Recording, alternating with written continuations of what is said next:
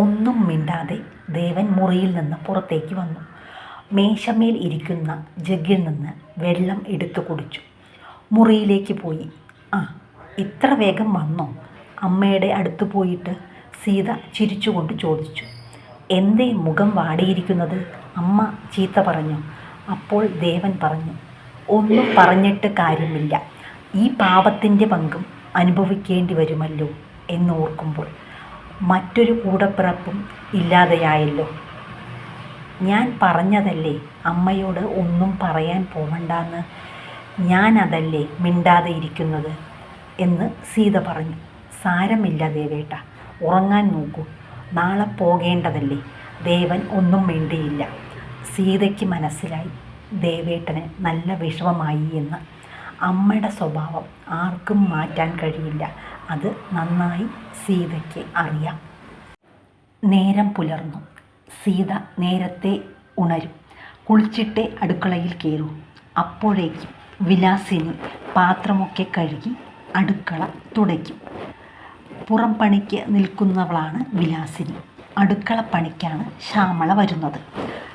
സീതയെ കണ്ട ഉടൻ വിലാസിനി ചിരിച്ചു. എന്നിട്ട് അടുക്കള പുറത്ത് ഇരുന്നു. ചായയ്ക്കുള്ള കാത്തിരിപ്പാണ്. ചായ കുടിച്ചേ മറ്റെല്ലാം ചെയ്യാൻ പോവും. നേരത്തെ ചായ വയ്ക്കാൻ 1 ലിറ്റർ പാക്കറ്റ് പാൽ വാങ്ങും. പിന്നെയൊക്കെ പശുവിൻ പാലാണ്.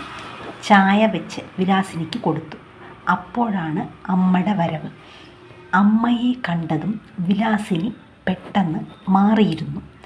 ദേവൻ്റെ അമ്മ ദമയന്തി മേനോൻ അടുക്കളയിലെത്തി. എന്താ വിലാസിനി, രാവിലെ തന്നെ വർത്തമാനം? ഇന്നിവിടെ കുറച്ച് വിരുന്നുകാർ വരുന്നുണ്ട്. പണി അല്പം സ്പീഡാക്കണം. എല്ലാം കേട്ടു എന്ന് തലയാട്ടി വിലാസിനി. പിന്നെ സീതയോടായി, നിനക്ക് ഓർമ്മയില്ലേ നിൻ്റെ അച്ഛനും ചേട്ടനും ചേട്ടത്തിയും ഇങ്ങോട്ട് വരുന്നത്? എന്നിട്ടാ നീ വർത്തമാനത്തിൽ നിൽക്കുന്നത്? ഓർത്തില്ല അമ്മേ എന്ന് പറഞ്ഞുകൊണ്ട് സീത അമ്മയ്ക്ക് ചായ കൊടുത്തു. ദേവേട്ടന് ചായ കൊടുത്തിട്ട് വരാം എന്ന് പറഞ്ഞ് മുറിയിലേക്ക് പോയി. അപ്പോഴേക്കും ദേവൻ എഴുന്നേറ്റ് കഴിഞ്ഞിരുന്നു. ദാ ദേവേട്ട ചായ. ദേവൻ മുഖം തുടച്ച് ചായ വാങ്ങിച്ചു. നീ ഗീതയെടുത്തിയമ്മയെ വിളിച്ചോ? നന്ദൂട്ടൻ്റെ കാര്യം അന്വേഷിച്ചോ? അയ്യോ, ഞാനത് മറന്നുപോയി. ഒന്ന് ഫോൺ തരൂ, ഞാനൊന്ന് വിളിക്കട്ടെ.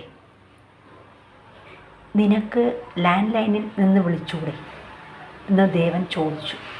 ആ, അത് നല്ല കാര്യം ആയി. എന്നിട്ട് വേണം അമ്മയുടെ ചീത്ത കേൾക്കാൻ.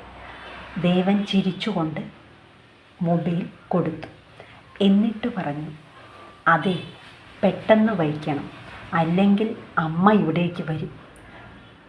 വരുമ്പോൾ മോളെ വിളിച്ചുകൊണ്ട് വരൂ. സീത ചിരിച്ചുകൊണ്ട് മറുപടി കൊടുത്തു. 1-2 പ്രാവശ്യം വിളിച്ചു നോക്കി. ഫോൺ എടുക്കുന്നില്ല. എന്താണാവോ എന്ന് സീത വിചാരിച്ചു. മോന് വല്ല അസുഖവും?